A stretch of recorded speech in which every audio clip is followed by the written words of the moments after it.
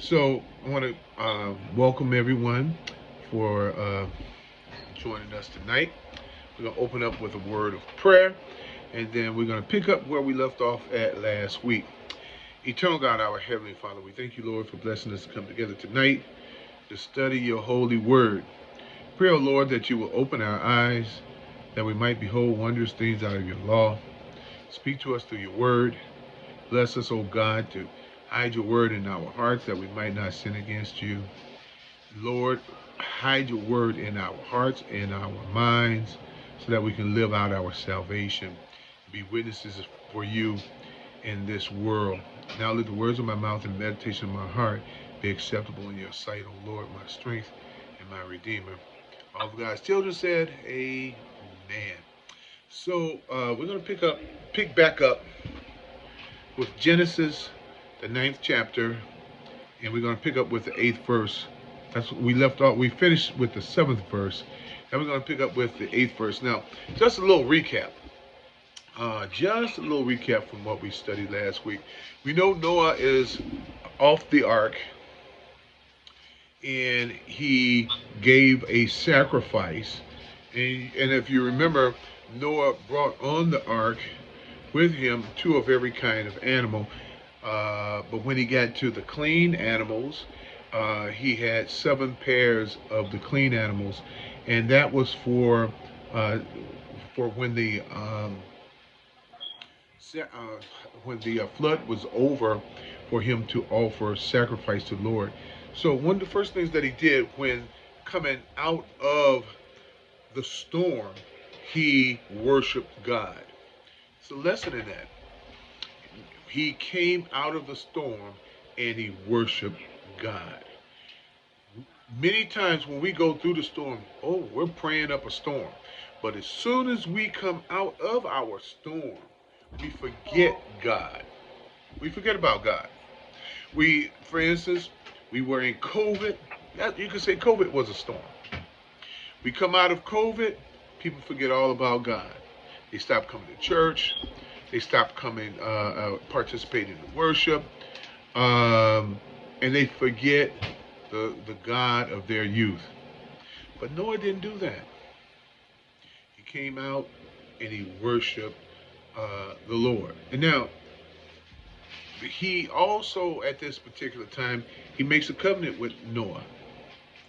And one of the first things he does is in that sixth verse where he says, whoever sheds the blood of man, by man shall his blood be shed. Or in other words, anyone that commits murder, uh, capital punishment, his life needs to be taken from him. Now we need to understand there's a difference between murder and accidentally killing a person, or let's say the person that executes the murderer. That's not murder. Self-defense, that's not murder. Murder is having the intention to take the life of another person. That was your intention, to take the life of another person unprovoked. Okay? You're not defending your life. You're not protecting somebody else's life. You just rob them of their life. And God says, if a person does that, then their life will be required of them. And he even says, even if an animal does this, that animal needs to be executed. And now, when we studied Leviticus, we know that to be because we came across a passage that said if a man, I want to say his ox, kills someone, then you would execute the ox. And we still do that today. If a dog attacks a person and kills them, or a zoo animal, let's say he gets a lion or a tiger or something, gets free and does, they will execute that animal. So this was a covenant that was made with God. Now we're going to pick up with the eighth verse. But what I would like to do is open up the floor to any questions about this passage or anything in general. Are there any questions? Yeah, go ahead, Reverend.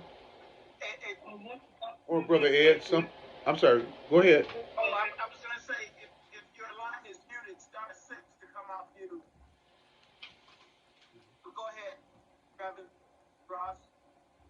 Thank you. What about a policeman? A policeman? Yes, sir. Yeah. So a policeman is a person paid to um, protect, serve, and protect. Now, I used to do. I don't make mention of it a lot, um, but I was a Northern Trust bank police officer for 10 years, and the only time that we could shoot someone, and we were a special police, okay. The only time we could lawfully shoot a person was if our life was in imminent danger or the life of someone else was in imminent danger. Then that would be protect self-defense or protecting the life of someone else. That's not considered murder. Murder would be if that person robs the bank and he's fleeing and I shoot him in his back and kill him. All right, that's murder because that person is not endangering nobody's life. He's stealing something. Now, if I couldn't catch him in a foot race and tackle him and bring him down, then he's gone. That's it. I just give him a description of what he looks like. So a police officer has, or you as a citizen, have the right to protect yourself and your family from imminent danger. But now, if someone breaks into your house and they steal uh, that beautiful jewelry you bought your wife, and they're getting out the window, and you don't think you're going to catch them, but you got a gun in your hand, you can't shoot them. You cannot kill somebody protecting property. All right, that is murder. So, and this is what we're talking about. We're talking about murder. We're not talking about war. When you're in the military and you kill people in war, that's not murder, unless you capture someone and they're no longer posing you any harm, and then you just take your gun out and shoot them in the head and kill them. Then yeah, that's murder.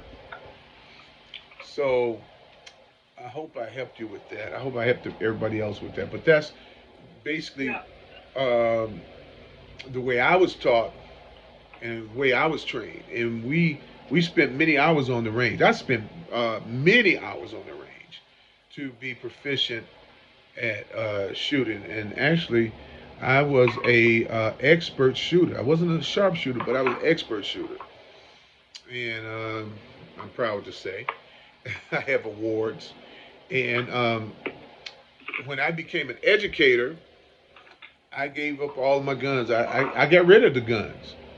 And I just recently, a year ago, got my concealed carry. And you have to qualify. And all you have to do is hit the silhouette, and people are hitting the silhouette. And I still got it, Brother Ed. I put all of mine closely in that circle. I said, oh man, I still got it. I can still shoot. But anyway, I digress. Um, Having purchased the gun. Well, we hope we don't have to use those talents too soon. Well, you know what? I won't be using mine because I haven't even purchased the gun. I have the card, and I just said, well, I've been putting it off. I said, I don't know if I want to do it or not. I've been dealing with it. Um, I said, what would I do if I'm faced with this?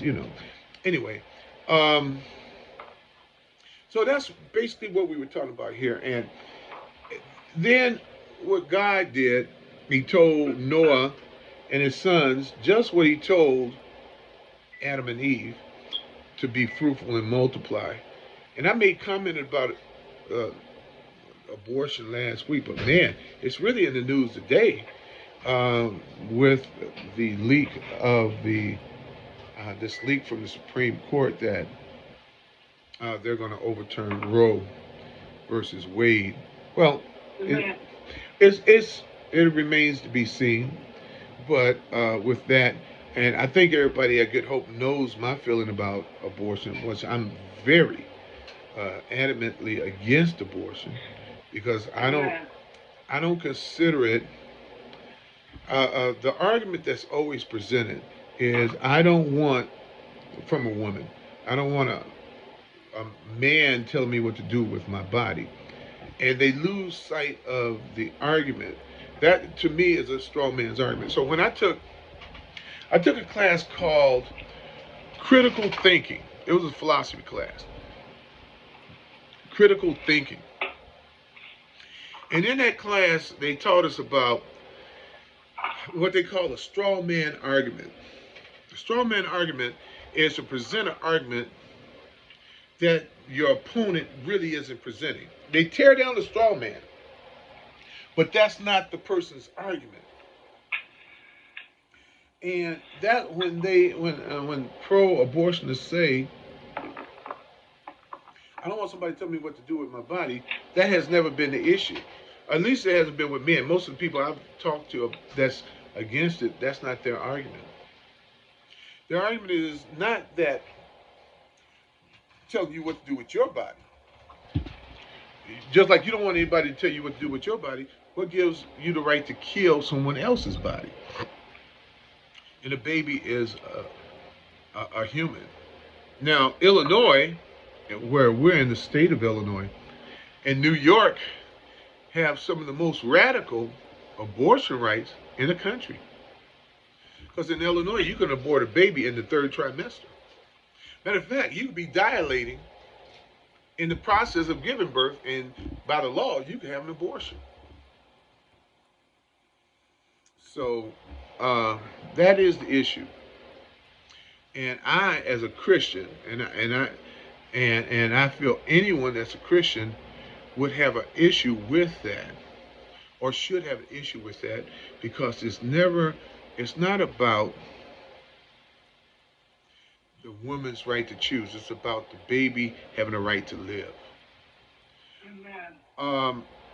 When we were studying the book of Leviticus, and we came across that 18th chapter, and if you notice in the book of Leviticus, and that's called the morality code. In that 18th and 19th chapter, it deals with the moral law not to have sexual sex with your sister-in-law, with your brothers and sisters, and all this thing, not to commit adultery, and all these things. It's talking about all kind of bestiality, homosexuality. It talks about the whole gamut. But right in the middle of all of this, it almost seems unrelated. And to the untrained eye, you can miss it. But right in the middle of talking about all of these immoral sexual acts, it talks about offering your children to the god Moloch. You remember that? Do you guys remember? Do you all remember that? Right in the middle, it talks about offering your children to the god Moloch. And remember, we talked about it was an iron statue that they would heat up red hot, and they would take these infants and put them on his arms, and those babies would burn up and die. And I said, wow, what would cause that? Because the babies were the fruit of their immorality. And to erase the fruit of their immorality, they used as a pretext, we're offering up this child to this God. And we're doing the same thing because the immorality that is rampant in our country, people get pregnant, women are getting pregnant, and this is a child I don't want. So I'm going to offer him up to the god Moloch. Now, they're not saying that they abort the baby, but this is a way of getting rid of the fruit of their immorality. And it was the same thing. So, as we say, there is nothing new under the sun. That's what Solomon says. I mean, it's true. There's nothing new under the sun. So we've seen this in the Bible. And remember, we've talked about this in the past. I said one of the things that I wanted to do as a pastor is not to have topical sermons where I have a topic and I touch about that, and it's just, and I'm all over the place. I want to go through these books and touch on stuff that makes me uncomfortable. And I said, I know if it makes me uncomfortable, it makes other people uncomfortable. There's some things we're going to cover that will make you uncomfortable, but that's a good thing because these are things that we never touch on in our churches because we're picking and choosing. We get our pet scripture or our pet sermon, and many preachers preach the same sermon. And let's say in the course of a year, 52 weeks, they may preach the same sermon 4 or 5 times. Now, I'm not telling you what's something I heard. I'm telling you something I've actually seen. Yeah. Reverend Ross, you could attest to this. How many times have you heard, "You must be born again"? How many times have you heard that sermon? So many times. Man, you can't even count, can you? No. That's a go-to sermon when you don't know what else to preach. So we're asked to present the whole counsel of God. And that's what we try to do. So that we are without excuse. Now, when we go through these book studies, what helps us to get a clearer understanding as opposed to a topical study is that the scripture is put into its context. It's just like reading a novel. If I took a line out of the novel and tried to tell you what was going on in the story, I couldn't do it. When you put it in its context, it makes more sense. Like, for instance, when you read a verse out of 1 Timothy or 2 Timothy and Titus, any one of those, you can come up with some different ideas. But when you go through the entire book and you know the background story, you know what is being addressed and how he's addressing it, it gives you a clear idea. Now, if you step outside of those boundaries that have been laid out clearly, the blood is no longer on the preacher's hands, it's on your hands. Because by presenting the word or presenting the whole counsel of God to the congregant, if that person commits or persists in a certain act that is antithetical to the word of God, then they're held accountable. They were going to be held accountable anyway, but they are held totally without an excuse because it was covered. So we see that Noah and his children were told to, and really his children, because Noah was done after those 3 boys, but and they were commanded to be fruitful and multiply. Now we're going to pick up with verse 8. Now I spent 19 minutes, or either 14 minutes, because it was 5 minutes after the hour. No, I started 19. Been 19 minutes doing this. So now we want to get into the lesson. All right. So then it says in verse 8, then God said to Noah and to his sons with him, behold, I establish my covenant with you and your offspring after you, and with every living creature that is with you, the birds, the livestock, and every beast of the earth with you, as many as came out of the ark. It is for every beast of the earth. Establish my covenant with you, that never again, now listen to what he says here, never again shall all fresh flesh be cut off by the waters of the flood, and never again shall there be a flood to destroy the earth. The earth was destroyed by a flood, and God says, it's not going to happen again. This is my promise to you. This is my promise. So we know the earth may be destroyed by fire, but it's not going to be destroyed by water. So we have a lot of people today that say, man, all the icebergs are ice caps and everything is melting and it's going to cover the earth and this and that. It may cover some of the earth, but it ain't going to cover all of the earth. And the reason why I know that is because God made a promise.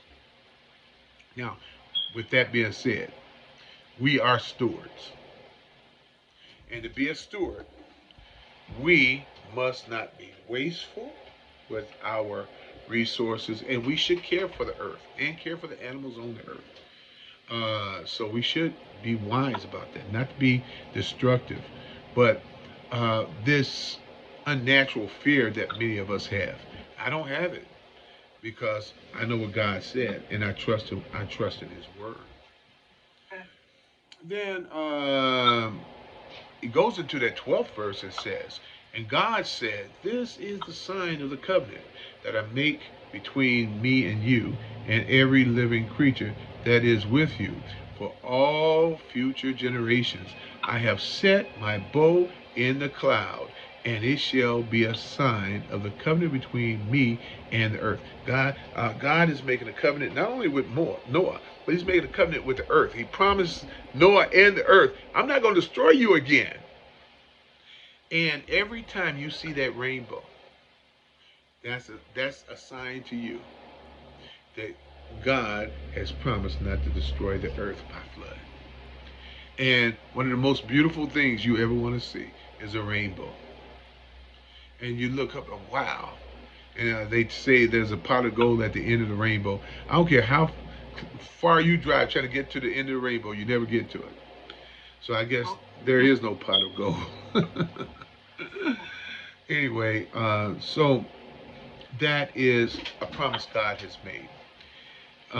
Then it says in the verse 14, when I bring clouds over the earth and the bow is seen in the cloud, I will remember my covenant that is between me and you and every living creature of all flesh. And the waters shall never again become a flood to destroy all flesh. When the bow is in the clouds, I will see it and remember the everlasting covenant between God and every living creature of all flesh that is on the earth. God said to Noah, this is the sign of the covenant that I have established between me and all flesh that is on the earth. The Noahic covenant is a covenant between all flesh on the earth and God. And it's His promise of not to destroy. It's not that He wasn't not to destroy the earth, but not to destroy the earth by a flood. So this is His promise to us. Now we're going to get into the descendants of Noah. Now, sometimes these genealogies can be boring, but this one isn't to me. Uh, so there's some things I want to point out as we move along in this. Okay, it says the sons of Noah who went forth from the ark were Shem, Ham, and Japheth. Ham was the father of Canaan. Now that's a key point here. The author is pointing this out. And we're going to see why he's pointed out, because something significant is going to happen. And Canaan is going to be brought up into this. So verse 19 says, these three were the sons of Noah, and from these the people of the whole earth were dispersed. Everybody on this planet came from those three people. I guess you could say everybody on the earth came from Noah, but it's his three sons, and they settled in different areas. And we're gonna see some of these people, and it's kind of fascinating to me, anyway. So verse 20 says, Noah began to be a man of the soil. So the flood is over. Noah spent 120 years working on this ark. He was a carpenter. I would say it would be safe to say he was a carpenter because he was building one of the largest vessels in history. And now, after the flood, he becomes an agriculturalist. It says a man of the soil. He agriculturalist, or a farmer, or a gardener, however you want to call it. And it says, but notice what he grows now. He's not out there growing corn, collard greens, and tomatoes and all that stuff like I grew. It says he planted a vineyard. And you know what a vineyard is, don't you, Mother Williams? A vineyard is where you grow your grapes. Now, if he was just growing the grapes, that would be great. But you know us. Yeah.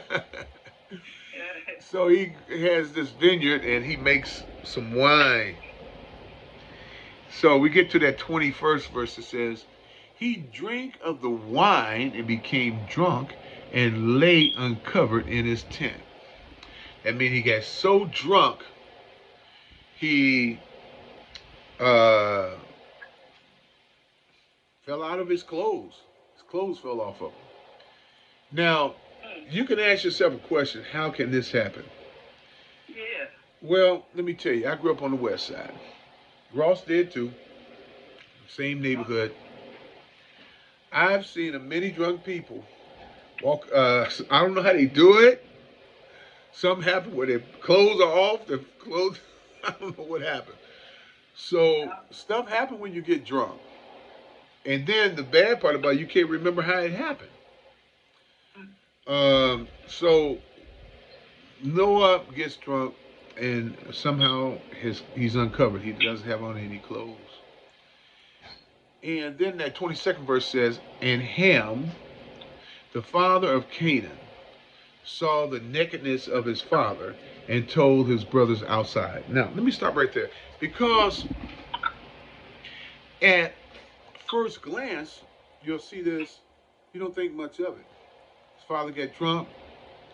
He goes, he accidentally walks in and finds his father naked. And you're saying, what's the big deal? You know, there's a lot of theories on what happened here. And I'm not going to give you all of them. I'm going to give you the one I think happened. It says, and Ham, the father of Canaan, saw the nakedness of his father and told his two brothers. I'm thinking, when he told his two brothers, he was making fun of the old man. Not hard for me to believe because there have been times me and my sister we would laugh at my mother. You know, you laugh at them. You know, and they do funny things sometimes. Let me tell you what happened. One time, I know this is gonna shock you. One time I left the cabinet open in the kitchen, and I turned around and hit my head on the cabinet door. And now my kids in here, and I got mad, and I slammed the cabinet door, and it hit the cabinet and bounced back and hit me in the head again. Oh my goodness, my girls thought that was the funniest thing they ever saw in their life. They talked about their daddy. Oh, daddy got mad and slammed the door, and it bounced and hit him back in the head. And it is still, when we get the family together and they start reminiscing, you remember when daddy slammed that door and that thing bounced and hit him in the head? So I'm thinking that's what happened. Well, I don't think Noah was as, I don't think Noah thought that was funny. And you're going to see why. In verse 22, it says, then Shem and Japheth took a garment, laid it on both their shoulders, and walked backward and covered the nakedness of their father. So they put some clothes on them, on their arms. They came in. They didn't want to see their father naked, but they wanted to cover him up. So to keep from seeing him naked, they walked in backwards until they got to him and put the clothes on. And that's the respect they had for him. So we see a lack of respect on the part of Ham. even though he accidentally walked in on his father, I'm under the compulsion that maybe he made fun of his father. And then the other two brothers come in, and they didn't think that was a good thing, and they covered him up. Now it says their faces were turned backward, and they did not see their father's nakedness. When Noah awoke from the when Noah woke from his wine, he knew what his youngest son had done to him. He said, "Now, at this point, and then again, that's something else too. Ham was his youngest son. Seemed like the most jovial people are those youngest sons. I don't know why, but now we're going to see what is the repercussions that follow. Noah says, "Cursed is Canaan. A servant of servants shall he be to his brothers." So instead of cursing Ham, he curses Canaan. Now let me just stop right here. The people that live in Africa are the descendants of Ham. And we'll see that a little later as we move through this chapter and the next chapter. The descendants of of Ham are are African people. Not all African, but some of them were in Asia, Asia Minor, but a large number of his descendants went into Africa. And slave owners would use this as a pretext to endorse their slavery, saying that black people were cursed. Ham was cursed, and all of his descendants were cursed, and this justifies us for enslaving black people. Well, when you look at this passage, you know that all black people were not cursed. The only person that was cursed was Canaan. And we saw the repercussions of that because Canaan, the Canaan land, uh, the Canaanites were cursed. The Canaanites were cursed. And what happened? Israel overtook the Canaanites and took their land, and that became the land of Israel. Now that's really that's really what we're talking about here. Not black people in Africa. We're talking about one group of people, the Canaanites. And the Canaanites were idolaters. They were evil people. When I say evil, they were evil. They worship demonic gods. They practice child sacrifice, immoral things, and so forth.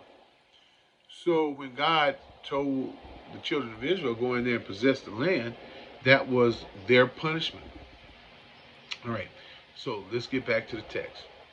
It says, "He also said, Blessed be the Lord, the God of Shem, and let Canaan be his servant." Now, it's worthy to note, the children of Israel are the descendants of Shem. Let me say it again. The children of Israel are the descendants of Shem. And what does it say? Blessed be the Lord, the God of Shem, and let Canaan be his servant. What happens? Israel goes into Canaan, and what happens? The Canaanites that weren't wiped out, what ended up happening to them? They become the servants of the Israelites. So this is a prophecy of Israel coming out of Egypt after the 40 years of wilderness wandering, going into the land of Canaan. So Noah didn't know what he was doing, really. I believe this is God motivated, or God inspired. This was a God inspired curse. But this is exactly what happened. And then in that 27th verse it says, "May God enlarge Japheth, and let him dwell in the tents of Shem, and let Canaan be his servant." So Canaan is going to be subjugated by the descendants of Japheth and Shem. So it's not looking good for Canaan. And I bet you Canaan said, "Man, I didn't do anything." But then it goes on. As I'm just joking. I'm making light of it, but it's serious. Um, verse 28 says, "In the flood, Noah lived 350. I mean, after the flood, Noah lived 350 years. All the days of Noah were 950 years, and he died." Now, again, it says, "And he died." Even after the flood, Noah was a righteous man, and all this, he still died. We see the repercussions of the fall of man in the garden. We see the repercussions. God said, "In the day that you eat of this tree, you will die. You will surely die." And sure enough, again, after life, the end of their story is, "And he died." So we move on to chapter 10.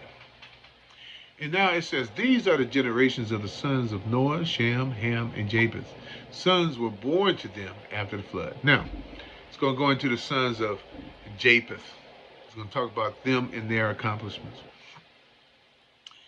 The sons of Japheth: Gomer, Magog, how can you see this? Madai, Javan, Tubal, Meshesh, I think. Some of these names I may not get correct. I'm just going to be honest with you. And Tyrus, the sons of Gomer: Ashkenaz, Rephath, and Togarmah. The son of Javan: Elijah, Tarshash, Kittim, and Dodanim. From these, the coastland peoples spread in their lands, each with his own language, by their clans and their nations. Now, these descendants migrated in Europe and parts of Asia. Europe and parts of Asia. Eventually. Now, let me tell you, that wasn't an immediate thing, but eventually this is where they went, because the names are indication to us. We know Magog. I want to say the descendants of Magog are the people in the area of Russia. So, um, so Japheth, his descendants went Europe and Asia, parts of Asia. And then we get down to Ham, and I find this so amazing. The sons of Ham: Cush, Egypt, Put, and Canaan. Now, Cush, the descendants of Cush are the Ethiopians. Uh, the descendants of Egypt are the Egyptians. And I know you may find this now in some Bibles. It doesn't say Egypt. It says there's another name which I can't recall. But if you do a word study on it, you'll find out that it means Egypt. But I chose to use the ESV because it does say Egypt, and I thought this was fascinating. Because there was a time in my life I'm like, man, knowing that Egypt was one of the first civilizations. When you study ancient civilizations, there are four civilizations that started around the same time, around 5,500 years ago or so. And the descendants of Egypt, I mean, well, it was, I want to say Sumeria, and that's Put. Put descendants are, I want to say, are the ones, oh, no, no, no, it's Cush. Cush descendants, Nimrod. Nimrod was one of Cush's descendants, and he founded the city of Babel, which later became Babylon, which is in the Fertile Crescent. Fertile Crescent is between the Tigris and the Euphrates River. One of the first, actually the first civilization, 5,500 years ago. And then you have Egypt, which was about 5,000 years ago, um, in the Nile Valley area in Africa. So these are when we say Babylon. Babylon now is present day Iraq. So these civilizations have survived, and they're the first civilizations on the planet, which I find very amazing. So then it goes on and says the sons of, and then it says, and Canaan. Put Canaan as last. I guess Canaan must have been the youngest son. The sons of Cush, Seba, Havilah, Sapta, Rama, and Saptaka. The sons of Rama, Sheba, and Dedan. Cush father Nimrod. So even that's why I said some of his descendants, some of Ham's descendants went to Africa, but some went to Asia, Asia Minor, and that's where Nimrod was. Nimrod founded the city of Babel, and that was in what we call present-day Iraq, or in the Fertile Crescent between the Euphrates and the Tigris River. He was the first on earth to be a mighty man, Nimrod. He was a mighty hunter before the Lord, so he was established as someone great. Therefore, it is said, like Nimrod, a mighty hunter before the Lord. The beginning of his kingdom was Babel. So Nimrod actually founded the one of the not one the first civilization, and I find it very ironic now that the information I'm sharing with you comes from secular history, because you know I have a degree in history, and when you study Western civilization and all, one of the things you'll come to find out is that Babylon is the world's oldest civilization. It's 5,500 years ago. The next civilization would be Egypt, which is 5,000 years ago. And when we study now, that's from extra biblical sources. These are not biblical sources. And then when we study the Bible, we come to find out the first civilization after the flood is what? Babel, which is in Babylon, which later became, which is Babel, which later became Babylon.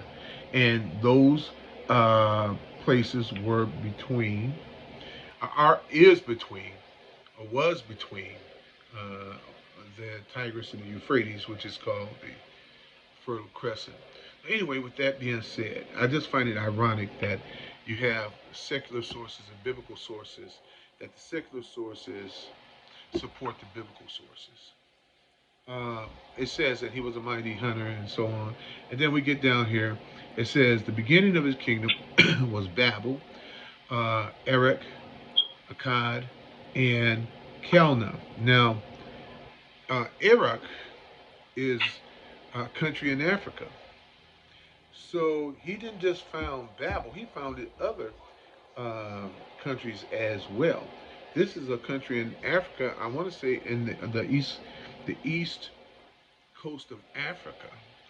So he founded two major